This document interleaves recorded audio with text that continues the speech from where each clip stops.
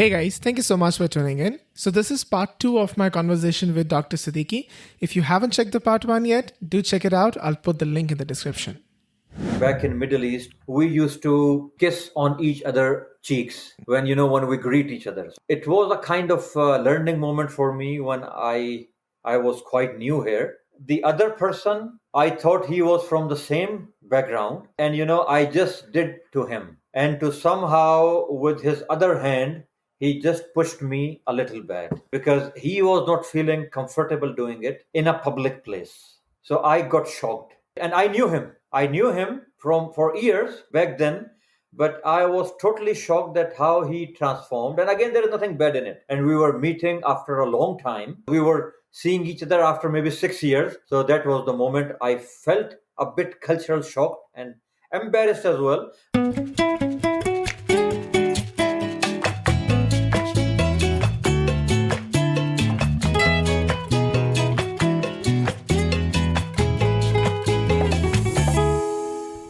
So, Dr. Siddiqui, welcome back on My Thick Accent, season 2 of the podcast. Whereas, thanks again for having me on this part 2. I really enjoyed it, the last one, and appreciate all your efforts. So, now, Dr. Siddiqui, I would like to transition into your move to Canada.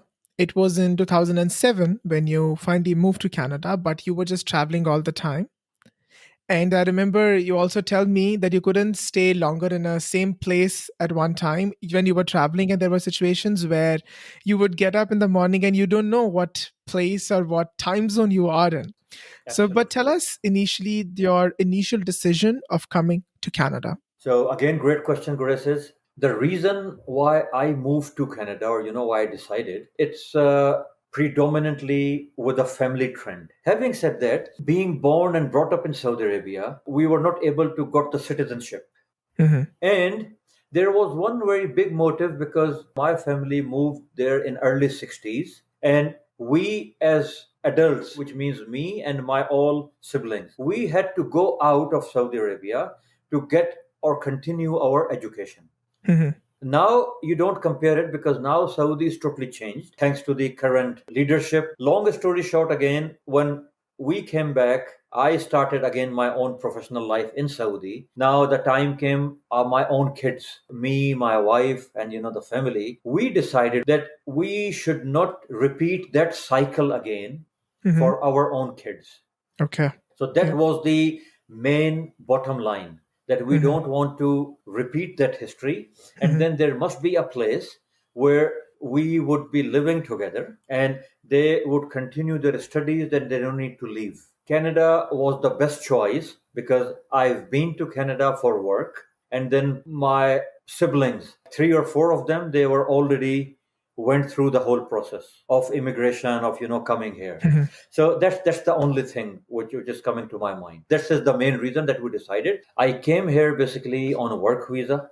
Okay. I had my extended work, and then 2009 was the time when I brought my family to Canada along myself to live here permanently. So tell us about your first day when you moved for the final time in 2009, if you have any recollection, initial thoughts or emotions. So it was emotional. It was emotional in a way that we wind up, everything, in Saudi, and we landed here. Of course, as I would say, I have an extended family, so we didn't have to go to a hotel or somewhere. So I had, plenty of places to go. So I came here, and I would like to share one very interesting fact that when we came, it was winters, right? And then when I came to the immigration desk, it was, first of all, it was snowing a lot when when the plane was landing, and there was a time when I was quite puzzled and surprised at how this plane gonna land on this snowing. There was no black runway. It was totally white, covered with snow, whitewash, covered with snow. And I was wondering and anxious that how it's gonna land with all this snow. But thanks to, and it was Air Canada flight, so it landed very smoothly. I closed my eyes, just to out of anxiety again, and then but it landed. And then when we were at the immigration desk, it was very Hmm. warm and welcome. Of course, the immigration officer, she said me, welcome home, blah, all those sort of questions. And then here then something I always quote, I always remember. Okay. And immediately, out of my anxiety, I told her, I said, well, the weather is very bad, you Hmm. know, Yeah. and I didn't know if we're gonna land safely. So you know what she said? She said, Mr. Siddiqui, I mean, she was very lovely. She was Yeah. very friendly, and she said, remember one thing, that there is no bad weather. There Hmm. are always bad clothes. Hmm. Okay, Absolutely. and So true. that one phrase is stuck here always, and I always quote this, with my family, with my friends, newcomers, whoever come to Canada, that there is no bad weather. There are always bad clothes. Clothes. Yeah. Okay, which means like you have to prepare, and then later on, moving forward in life here in Canada, we realize that you have to be equipped with the right clothes in every season. Yeah. Absolutely. Yeah. So, I also saw that you have contributed and volunteered various places. I'll read few of them, which is like you are the volunteer and contributor for the Milton Food Bank. You're also a mentor for the Toronto Region Immigrant Employment Council, and you're also the co-director of partnership and community growth for the Emerging Health Leaders in Toronto. I want you to tell us that how did you get associated with these organizations when you moved to Canada, and how these can benefit our listeners. Great question again. So, all whatever you have mentioned, it's basically, if I could move fast forward, it Mhm. all happened post pandemic, Okay. from 2020, let's Mhm. say, until today. Until pandemic, as I said, it was very rare for me to stay in one place. Yeah. I remember exactly when we were told to come back. I was out of country, and I was told, with my EHS stands for Environment, Health and Safety Leader. Mhm. They called me and they said, you are out of country, and we have news that all the airports, they're gonna close ASAP. Yeah. So, being a Canadian citizen, you please come back or make sure you are back. Yeah.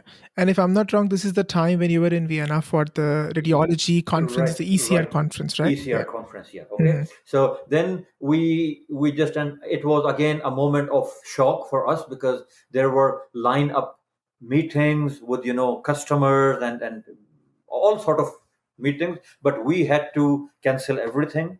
I took the first available flight, and then I was back in Toronto. I think it was 12th or 13th of March, 2020. Mhm. So until that time, I used to volunteer.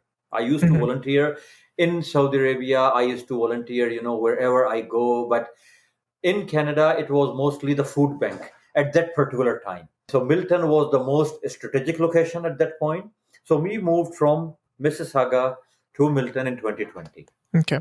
This Milton Food Bank, because I had previous links and exposure from the Mississauga Food Bank, when we were here and everybody was in the, they were trapped, or there was a time when a sort of curfew thing, everybody was inside.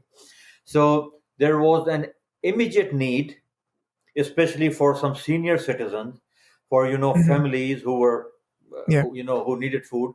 So we have this ma'am food bank, and then every Sunday we used to, like, pile up our stock in the food bank, and then people, they used to come. I remember there were almost 75 families Oh wow. registered. 75 families, they were Mhm. registered, and they were all either newcomers or the old ones with less resources. And we used to make those packs, those packets of non-perishable items, or like Mhm. fresh produces, Yeah. like milk, fruits, vegetables. And then they used to come, they took their stuff, and then they go. There were some families, senior citizens, who were not able to come. So we have like group of volunteers Mhm. who used to pick their stuff and then dropped at their doorsteps, right? Okay. So this is all about the food bank, which is still going on. Now we have more than 100 families. I Oh, would say, wow. if I remember, almost 125 families. Number two is more recent. It was, when I stopped working for my previous company, which was GE, and then, I started my own consultancy work, I Mhm. would say in late 2021. I would say it was a blessing in disguise because we were not able to travel. We were not Mhm. able to visit customer sites, and we were totally in home. And that thing was killing me Mhm. because of my nature of work. I needed to see people. I needed to interact with people, Mhm. either, as we are doing now, remotely or one to one. Yeah. So there was an organization I came across. It is the one which you mentioned, which is the Toronto Region Immigrant and Employment so Council. Employment Council, and they came up with a suggestion that we means consultants or whoever in our own niches, in our own expertise, Mhm. we could come up with the newcomers. We Mhm. could help them as a Yeah. mentor. I registered for that mentoringship. I got, like, a couple of newcomers, and I did as much as I could. Again, it was a good, a two-way learning experience. I'm still related with them or associated with them. If there is any good fit with them, they normally, come back to me, and then we do. Mhm. And then EHL, it's EHL or Emerging Health Leaders. It was again something for networking. It was again something, to get together the like minded people. It was more towards the digital health. And why I was inclined to that particular organization, because during pandemic, all the healthcare, it moved or shifted from in person to virtual, if you Absolutely. remember, Yeah. right? Yeah. And then I had an opportunity to work with some other virtual healthcare groups. Mhm. We were trying to promote and we were trying to educate people that while sitting in your home, you can definitely get in touch with all sort of healthcare providers like GPs, like family physicians, and even like mental health professionals. It was a technologically a challenging situation for Yeah. some individuals, and I would say some means, especially against senior citizens, Absolutely. especially people with less resources. So that was the whole plan. Thank you so much for educating us about all these organizations. Because again, if any of our listeners would like to, be a part of this, or just want to contribute, or just want to volunteer for these, I'll put the links to that in the show notes for them to check out. Since you mentioned the health and wellness, and you also said it's not limited to the volunteering experience, you do have your own business, that your own work, and you do provide that health and wellness coaching. I want to tell a little bit more about that. And if someone is associating with you or reach out to you, what can they expect? Health and wellness coaching is such a big umbrella. I would try to make it as concise and as good as possible. Let's talk about in Canadian perspective. We go to our GP, our family physician, Mhm. and he or she, first of all, has not much time. It's typically 10 to 15 minutes, I would say, maximum. Sometimes even less than that. Yeah. Sometimes even less. Yeah, I'm saying Yeah. you because everybody has gone through it. It's Yeah. maximum, let's say on an average 5 to 10 minutes, Absolutely. and he writes down some either labs or Yeah. medication, and then we call it prescription. And then the prescription says, for example, you have to control your diabetes, you have to control your blood pressure, or if you are a patient of cholesterol, high cholesterol, you have to control your diet along with medication. The health and wellness coaching is not about what to do, it's all about how to do. Mhm. How to do means you need a buddy, Mhm. you need a partner, you need a cheerleader, and you need a health coach, Mhm. right? And this health coaching concept, or it has started from IFM, and IFM stands for Institute of Functional Medicine, Okay. which is another approach towards healthcare, and we call it holistic health approach or Mhm. integrative healthcare approach. Yeah. These practitioners who follow the guidelines of IFM, equally they have another branch which is Mhm. about developing and empowering health coaches. 2 years ago, I got connected with those people. Mhm. It's my personal experience that how I shifted my life, or how I made myself more healthier. It was through that holistic approach about best nutrition, about diet, about better sleep, how to de-stress yourself if you are burnout, how to reduce your stress, your interpersonal relationships, Mhm. which means your physical, emotional, mental and Mental. spiritual well-being, and they are how they are connected with each other, with our physical well-being. So long story short, again and again, I learned all that on scientific basis and as a structured basis, as a course, as a certification through FMCA, which is Functional Medicine Coaching Academy. Academy. Yeah.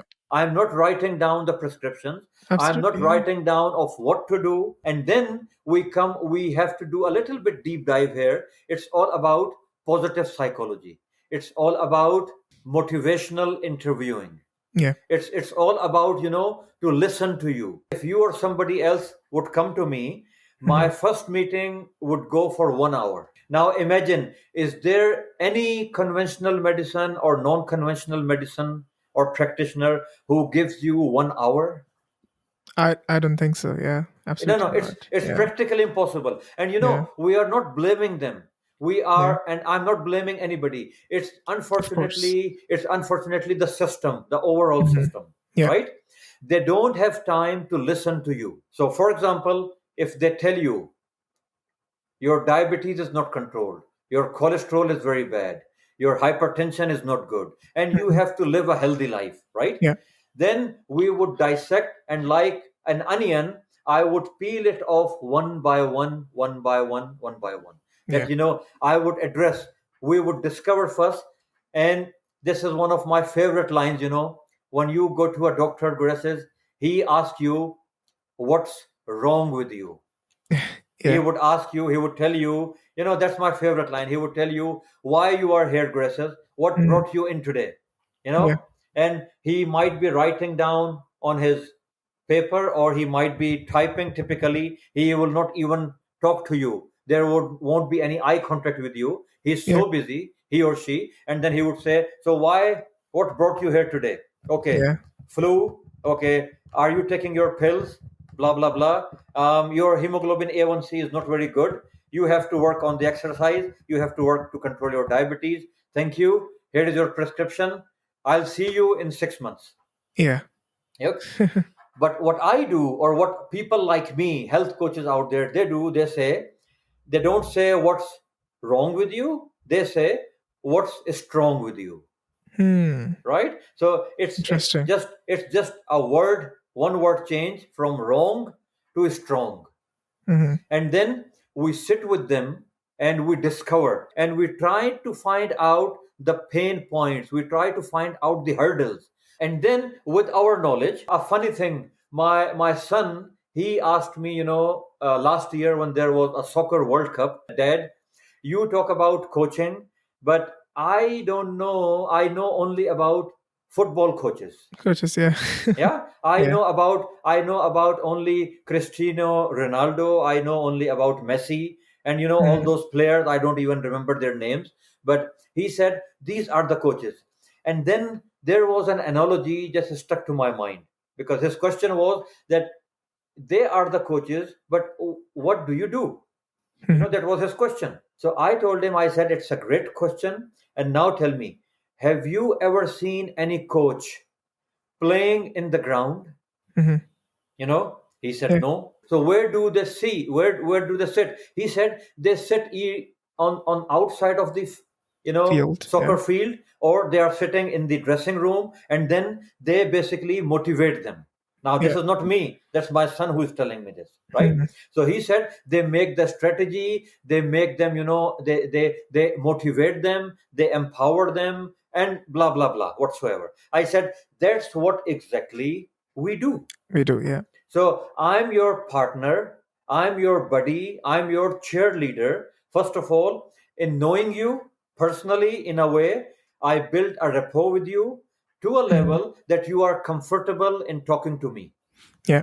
And then we discuss about your problems, we discuss about your health, about your sleep, about your, and we discover it together, Yeah. right?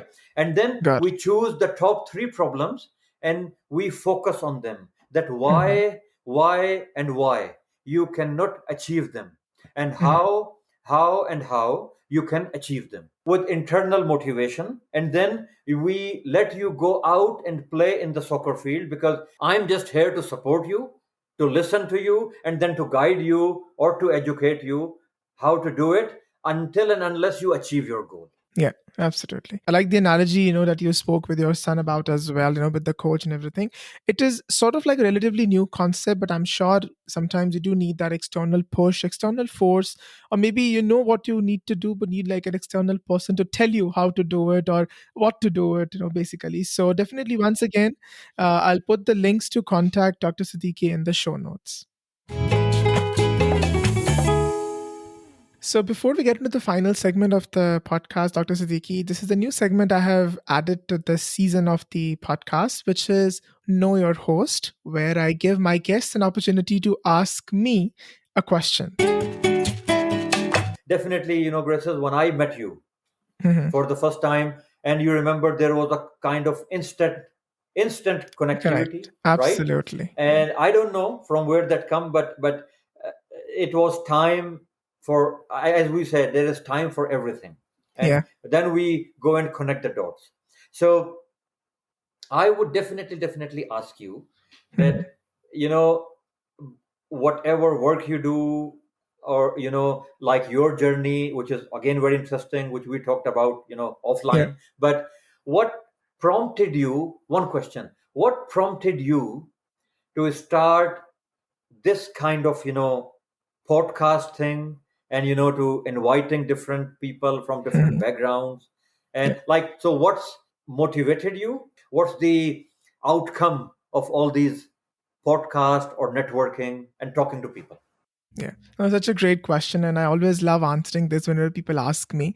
I think it again goes back to the time when I was working in a market research company and I was interviewing people over the phone. And many people I was speaking to were international students. And since, I had the Indian accent and I kind of connected more with international students. So they put me on the calls where 80% of the time I'm speaking with international students, Hmm. and they were telling me about their journeys, briefly about the education institutions they have studied in. And at that time I just finished my studies, and I was also kind of struggling to get a job after my program, and it was Hmm. just like a part-time job I was doing for survival job, so to say. When I was talking to them, I saw that nobody's happy after the education and they all want to get into their industries, but they are just not getting in because there are Wow. various reasons out there. Hmm. And I was like, oh man, these guys need help. And so do I. I needed help at that time as well.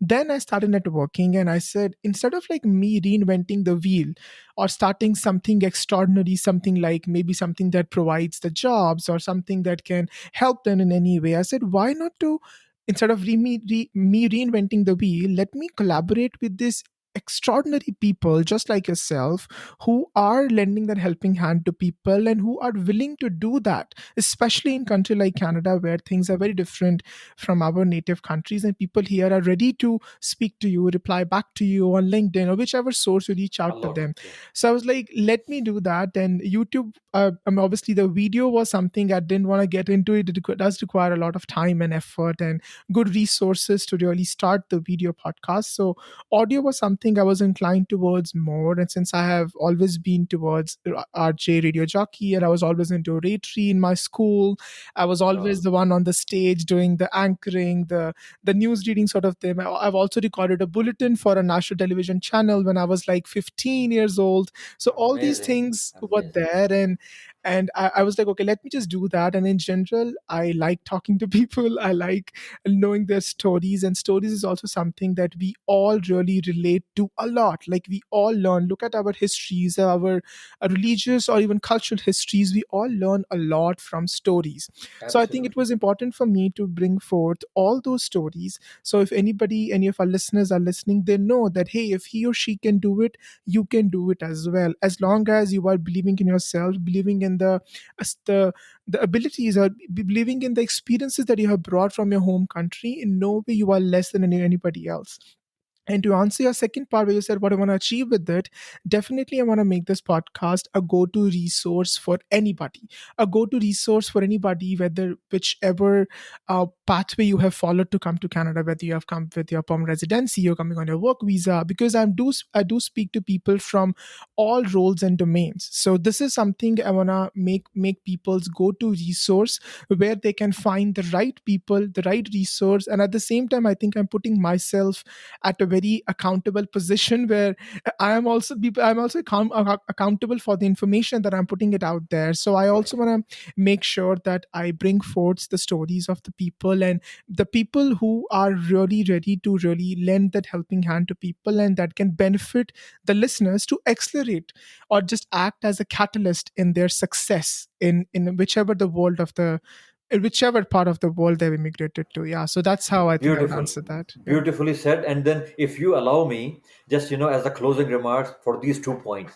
First of all, trust me, and maybe you have experienced this as well, that we have abundance of right resources Yeah. in Canada, right? And Yeah. having said that, people who are from our cultural background, we normally tend to ask people, Hmm. as a word of mouth thing, right? Hmm. So I would ask my either neighbor or my friend, or something, about anything, Yeah. right? And then we are not in a habit, collectively or Hmm. in general. Again, I'm not like pseudo-typing anybody, but Yeah. I'm trying to tell you in general, they don't go online and they Hmm. don't find the right resources, Yeah. right? For example, like job market, for example, like the immigration process, for example, the like right documents, uh, Hmm. data whatsoever, right? And then when I had this time, and I deep dive into this available Canadian resources, believe me, there is a never ending resources, Yeah. and Absolutely. and Yeah. and genuine resources, authentic resources, and up to date resources. So one of my takeaways would be that rely on those online and right resources. Just Google them, right? And then each and every department here, they're going to help you. Absolutely. 100%. Yeah. This is how I discovered LEF. This is how I discovered Hmm. TRIAC. This is how I discovered everything. Do your own research, and Yeah. you would end up in finding the right and reliable resources. 100%. Yeah. So now, Dr. Siddiqui, we are in the final segment of the podcast. I call it Beneath the Accent, because we are knowing each other beneath the accent. I'm going to ask a couple of questions. You can answer them in one word or a sentence, or however you feel like. The idea is just to know more about you. What advice would you give to your younger self, and at what age? I would definitely go back when I was 18, Okay. or when I was entering my professional college or university. Mahboub Siddiqui, I would tell him to believe in myself, Hmm. to believe in your intuition, and to believe in your passion. Just choose. I'm not using the word career. Just choose the work, just choose the activities which make you happy. Is there a moment when you experienced a significant cultural shock that surprised you? Back in Middle East, as I said, we used to kiss on each other cheeks when Yeah. we greet each other. Greet So each other. Yeah. basic, yeah, we shake hands, and then we do this. Yeah. So it was a kind of learning moment for me when I was quite new here, and the other person, Hmm. I thought he was from the same background, Background. Okay. and I just did to him. Okay. and to somehow, with his other hand, he just pushed me a Pushed little you. bit, Oh wow. right? Because he was not feeling comfortable doing it Hmm. in a public place, Okay. right? Got it. So I was brutally honest with you. So I got shocked, I'm sure. Yeah. right? And I knew him. I knew him from for years back then, but I was totally shocked at how he transformed. And again, there is nothing bad in it, you know. Yeah. Of course. It was, and we were in a public place. We were in a mall, and we were meeting after a long time, you know. And Hmm. like I, out of excitement, out of we were seeing each other after maybe 6 years.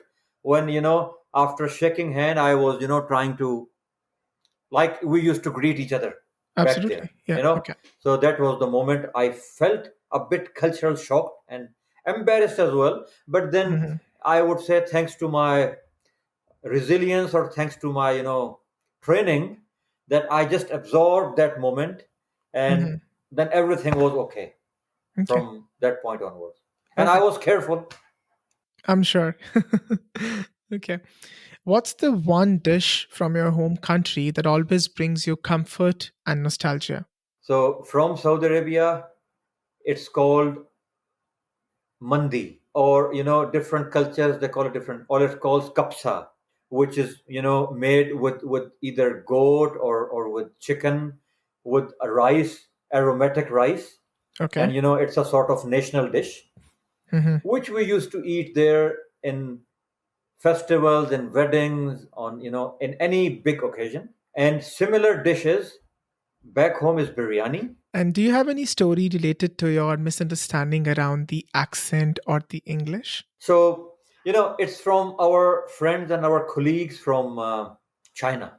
Okay. I Hmm. have great friends in that part of the world, used to be great colleagues. When we used to talk on telephone, it was a little bit difficult to understand and be understood, especially when English is not a native language for both of us. I have my own accent, and I don't know which accent is this, but when I talk, people, they are confused. They ask me, either you are from Middle East, or you are from Arabian Hmm. countries, or as Hmm. I said, you are from India or Pakistan. They get confused. He was telling me that, or I was telling him that what I had eaten, we use the word duck. Maybe it was Thanksgiving something or something like Yeah. that, but to Thanksgiving somehow duck came to the like the conversation. Thanksgiving dinner. And he understood that I was mentioning about dog. So that was quite funny, that he understood that I was eating dog. And my point was, there was a confusion between duck and dog. Okay. So, what's your favorite cultural festival or celebration in Canada? Surprisingly, we have huge community here. So when I say huge community, so technically we, or year around, we have only two festivals. We call them Eid. So one of them is sweet Eid, and Hmm. another one is the Eid of sacrifice. Eid al Adha is becoming so inclusive now that, being here in Canada, we invite our neighbors. We invite, again, all cross. So I can tell you, like, Christians, Hindus, Okay. Jews, Sikhs, you just name it, and then in a community, we invite them to break the fast with us. Okay.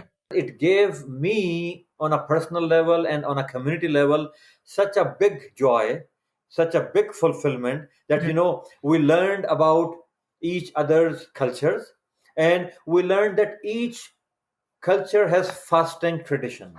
Hmm. you know like, I never knew that previously. Hmm. They call it different names, Absolutely. Yeah. but they do fast. This is one of the things that we I celebrated a lot. And tell us about your first friend that you made in Canada. We are ending the program, and it's the most difficult question, Graces. Yeah, because I was fortunate enough to have too many friends, abundance of friends and family when I Hmm. came here. I was not in a need to make friends. Having said that, I had so many colleagues. I had so many, like, now neighbors. It's really hardest question. Okay. I cannot name one. One thing is, I can tell you, if somebody is in my friend circle Hmm. or in my network, then Hmm. I always try to keep in touch with them. So since you have traveled a lot, and you were like on the move all the time, what three things that you would say that you always carried with yourself?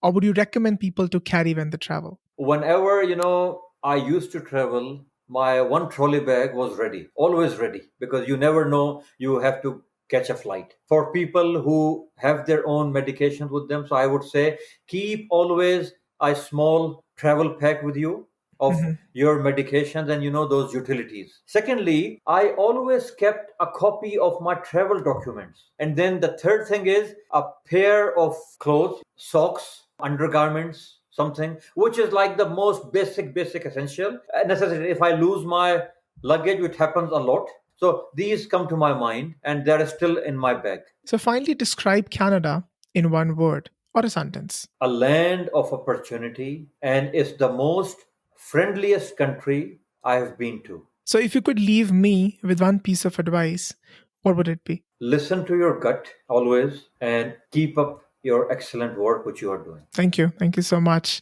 And how would you describe your experience of being on the podcast? Lovely, very energizing. And there is something which I always say, that I believe in reverse mentoring.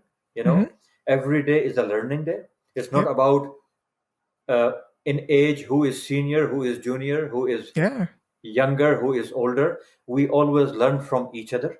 absolutely. And from bottom of my heart, Graces, I thank you for inviting me and giving me this opportunity just to share myself. Yeah.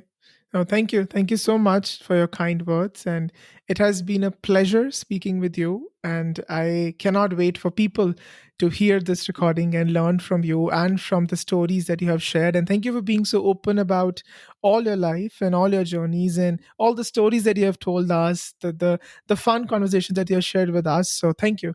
Thank you so much for being on the podcast and adding value to my listeners. Thank you. Pleasure is all mine. Thank you so much.